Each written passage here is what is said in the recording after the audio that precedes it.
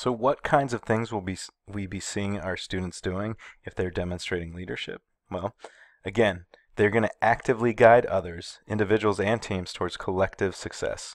And they will do that by giving effective feedback to other folks. Effective meaning constructive, right? But helpful, right?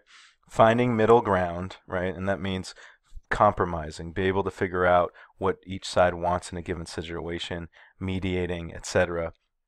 Really figuring out what both sides need so that they can move forward, and modeling transparency and vulnerability, right? Being honest. If they're having a hard time, sharing that with other people and letting you know where you're at. Being vulnerable, saying when it's something is difficult for yourself and modeling that for others so that when they move on, they do not think that their leader is someone who's perfect and someone that they cannot reach, but someone actually that is growing themselves and is a model of how to grow.